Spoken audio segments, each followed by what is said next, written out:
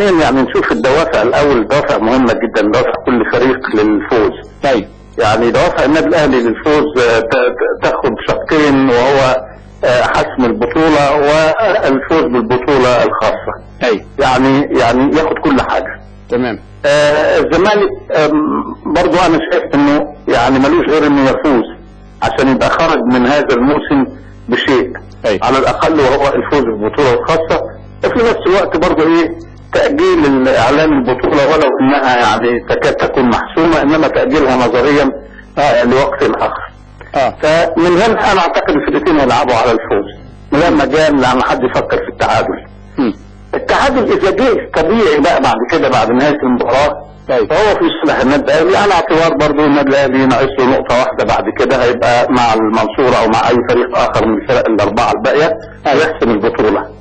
لكن نادي الزمالك التعادل بالنسبه له مش هيكون كسب حاجه في هذه المرحله خالص.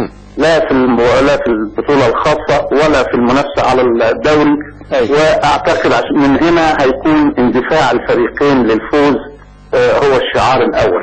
لما نيجي نتكلم بقى من الناحيه الفنيه هنجد في نقاط قوه في كل فريق ممكن انها ترجح هذا الامر. لو جينا في نادي الزمالك هنجد من اول نقطه قوه هو عبد الواحد السيد حارس المرمى، اللي هو يعني نفع نادي الزمالك فايده كبيره جدا في الفتره الاخيره واحتفظ له بالفوز في كثير من المباريات. وحتى اخر مباراه حرس الحدود يعني والفريق متعادل وبيضرب بجزاء صدها وادى فرصه لفريقه انه ممكن يسجل هدف في اي لحظه بالظبط، ولكن جت السفن الريح تشتري السفن بالنسبه لنادي الزمالك ويسجل هو حرس الحدود.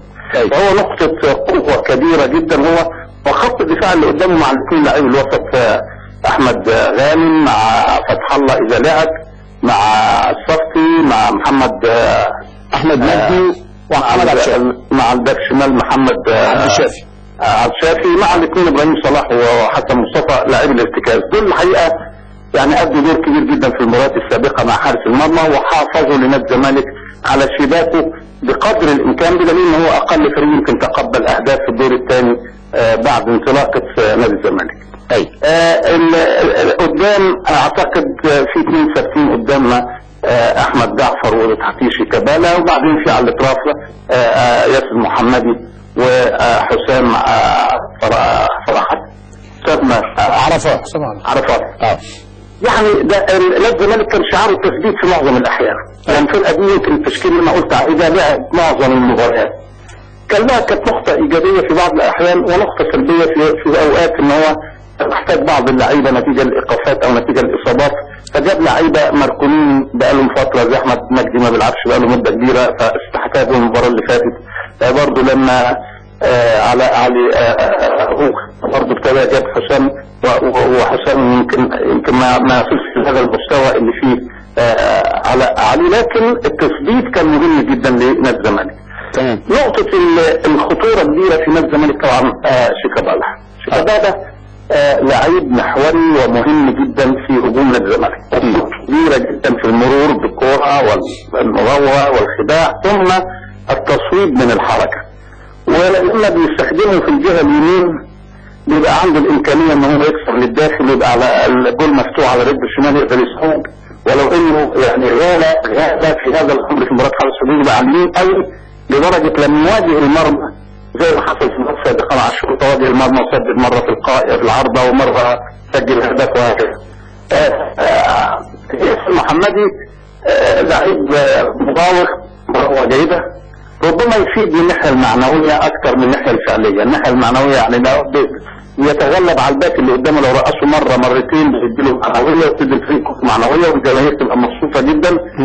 ودي طبعا بتدي برضه بعض المعنويه للفريق ان هو عنده نوع من السيطره، لكن ربما تكون الخطوره الفعليه منه مباشره قليله، انه ممكن يعمل لزملائه مثلا كرات عرضيه لما بيمر وهكذا.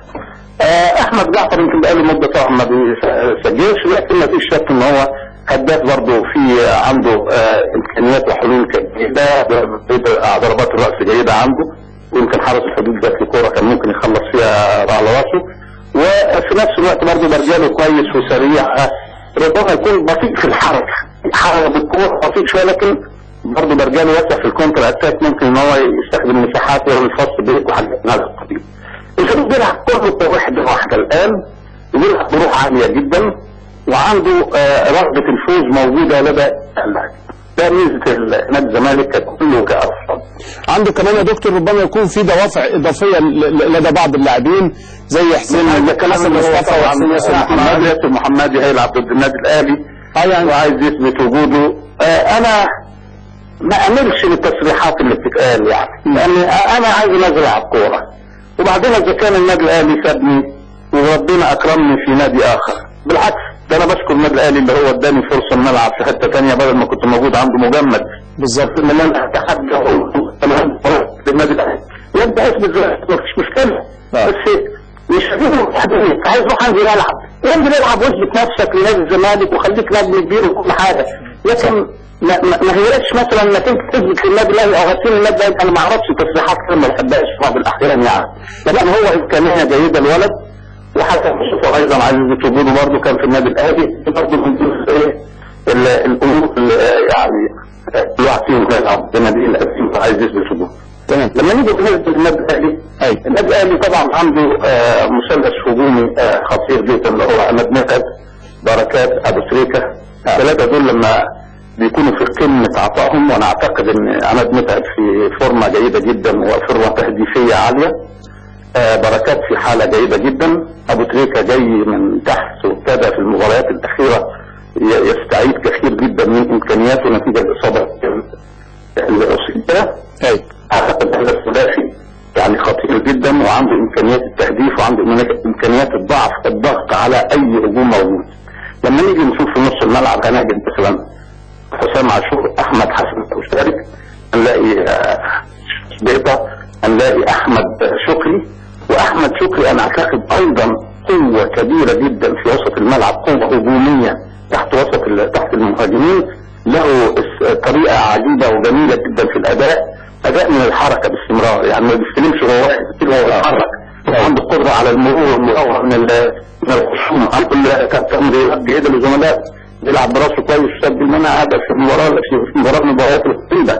انا بعتقد ان ده برضه من اللعيبه البروميسنج اللي هيبقى مستقبل كبير جدا في النادي الاهلي، لانه مش لاعب وسط روتيني، ولكن لاعب وسط مهاجم بهذا النوعيه اللي احنا بنحتاجها عشان تعزز اداء الهجوم الفريق.